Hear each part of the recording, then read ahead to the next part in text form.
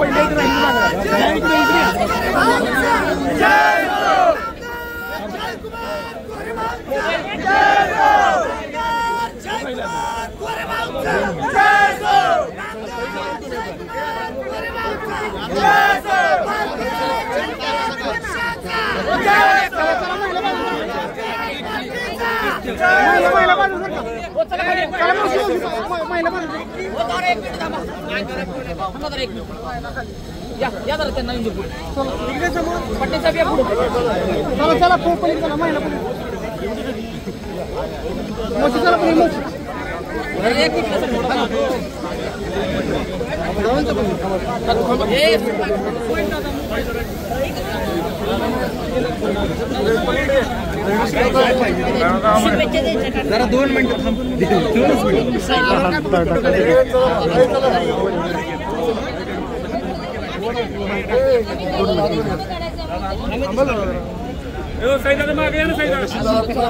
2 मिनिटं साहेब हात खाली 2 मिनिटं थांब.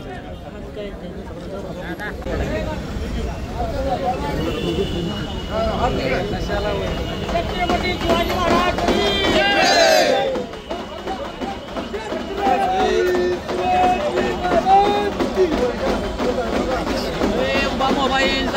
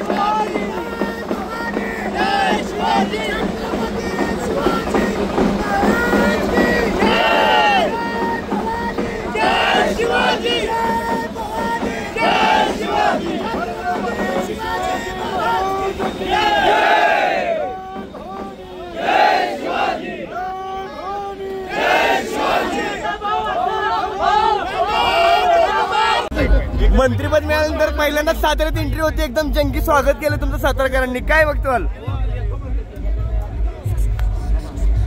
सातारकरांना, सातारा जिल्ह्यातल्या जनतेला मनापासून धन्यवाद.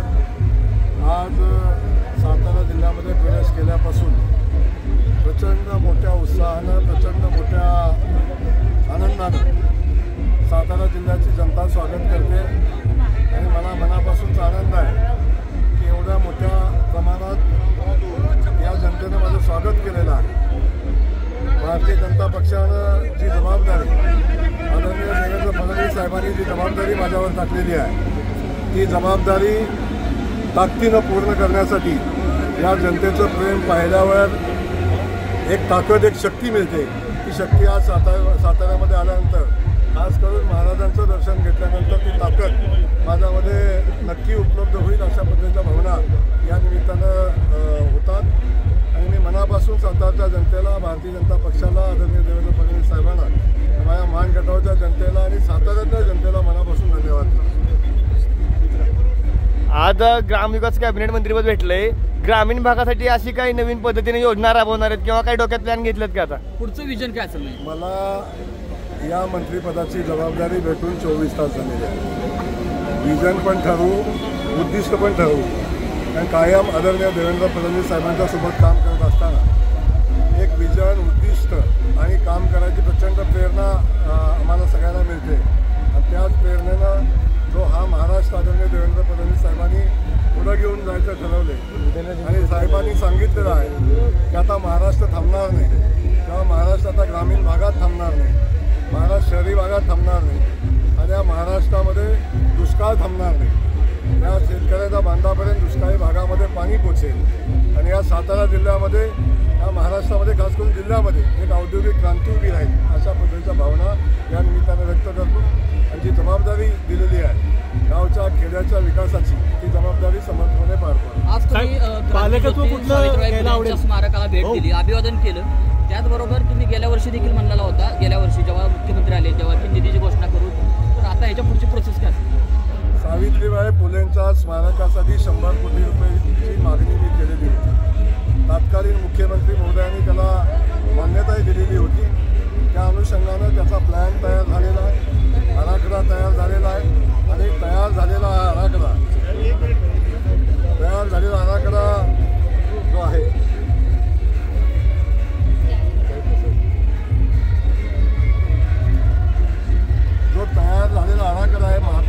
सावित्रीबाई फुलेंच्या स्मारकाचा, या संदर्भात कालच मी माननीय मुख्यमंत्री महोदयांशी चर्चा केलेली आहे.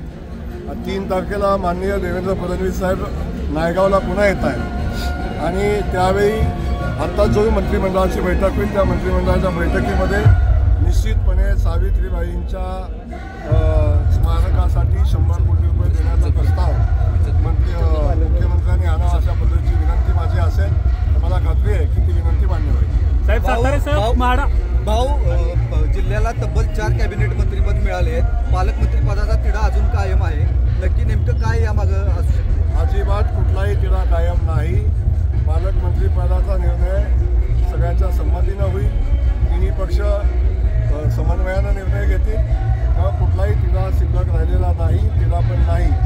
आता एवढी मोठी जबाबदारी 4ही मंत्र्यांच्यावर आहे.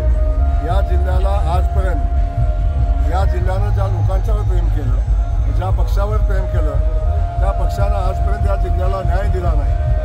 आज आपण बघताय सगळ्यात जास्तीचा पाऊस आमच्या सातारा जिल्ह्यात पडतो. सगळ्यात कमी पाऊस पण आमच्या पलटण, मान, खंडाळा या भागामध्ये पडतो. परंतु आज अखेर आमचा दुष्काळ संपला नाही. 20-20 वर्ष त्या खात्याचे मंत्री असतानाही आमचा दुष्काळ संपला नाही. तेव्हा आता जनतेनं निर्णय घेतलेला आहे पाण्यासोबत जाण्याचा. जो पक्ष, जे लोक पाण्याचा प्रश्न सोडवतील अशा लोकांच्या पाठीशी जनता उभी राहिलेली आहे. देवेंद्र फडणवीस साहेबांच्या भारतीय जनता पक्षाच्या, आमच्या महायुतीच्या मागं जनता उभी राहिलेली आहे. आणि मला खात्री आहे आता दुष्काळ मुक्तीच्या दिशेनं अंतिम टप्प्यामध्ये आलेली ही लढाई आम्ही पूर्णत्वाला नेऊ. औद्योगिक क्रांती उभी करू, शैक्षणिक क्रांती उभी करू.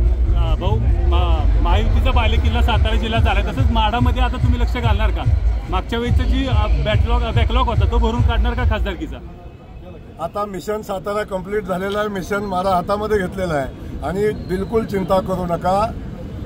माढ्याची लढाई यशस्वी होईल, ते उद्दिष्ट ठेवून काम करतोय. आणि तुम्हाला माहिती आहे की जेव्हा आम्ही एखादं उद्दिष्ट ठेवतो तेव्हा ते पूर्णही करतो. हे उद्दिष्ट आमचं पूर्ण होईल, बिलकुल चिंता करू नका. माढाही होईल, सोलापूरही होईल, साताराही होईल. अजिबात काळजी करू नका. मग तुम्हाला सोलापूर किंवा साताऱ्याचं कोणतं पालकमंत्री पदावर तुमची इच्छा आहे तुम्हाला मिळावा? पक्षाचा सामान्य कार्यकर्ता आहे. पक्षानं जी जबाबदारी आताही मागितली नव्हती, आताही कुठलं खातं मागितलं नव्हतं. पक्षानं जी जबाबदारी दिली ती इमानदारीनं पार पाडण्याची भूमिका घेऊन आम्ही काम करतो. आणि आताही तीच भूमिका घेऊन पक्ष जी जबाबदारी देईल ती जबाबदारी आम्ही पाडू. आम्ही सगळेजण एकत्र मिळून काम करू. आता तुम्ही बघताय आम्ही सगळेजण एकत्र, ताकदीनं सगळेजण एकत्र काम करतोय. तर बिलकुल चिंता करू नका. बदललेला सातारा आणि वेगानं विकासाच्या दिशेने जाणारा सातारा आपण पाहू. भाऊ, काल मुख्यमंत्री देवेंद्र फडणवीस यांनी देखील 3 महिन्यात निवडणुकीच्या तयारीला लागा. महानगरपालिकेच्या, नगरपालिकेच्या असतील. तर सातारा जिल्ह्यामध्ये आता 4 आमदार आहात, तुम्ही 2 मंत्री आहात. तर कशा पद्धतीने रणनीती असेल पश्चिम महाराष्ट्रामध्ये? नाही, मुळातच जो निर्णय आमची पक्षश्रेष्ठी घेतील त्या अनुषंगानं आम्ही निवडणुकीची तयारी करू. आम्ही त्या निवडणुकीला आजही तयार आहे. त्यामुळं निवडणूक उद्या लागू किंवा 3 महिन्यांना लागू, 4 महिन्यांना लागू, त्या संदर्भात आमची तयारी आहे. निवडणूक आम्ही ताकदीनं लढू. आणि जो निर्णय घेतील, महायुतीच्या माध्यमातून लढायचा निर्णय घेतला महायुतीतनं लढू, पक्षीय पातळीवर लढायचा निर्णय घेतला पक्षीय पातळीवर लढू. आणि येणाऱ्या सगळ्या निवडणुका जिंकू हा विश्वास या निमित्ताने. एक खासदार बरोबर आहेत, दुसरे खासदार उदयनराजे भोसले आणि दुसरे राजे शिवेंद्रराजे भोसले, यांच्या दोघांची काय भेट वगैरे झाली? बिलकुल, आम्ही सोबतच होतो. शिवेंद्र महाराज आम्ही मंत्रिपदाची शपथ सोबत घेतलेली आहे. त्यांचं सभागृहामध्ये सोबत आहे, त्यानंतरही सोबत आहे. काल ते जिल्ह्यामध्ये आलेले आहेत, आज मी जिल्ह्यामध्ये आलेलो आहे. आता दोघंही जिल्ह्यात आलो आहे, बसून चर्चा होईल. काय काळजी करू नका आणि महाराजांचे आशीर्वाद कायम आमच्यासोबत आहेत, चिंता करू नका. भाऊ, तुम्हाला कोणत्या जिल्ह्याचा पालकमंत्री व्हायला आवडेल? मला जनतेचा सेवक व्हायला आवडतं, मी सेवक म्हणून काम करतो. धन्यवाद.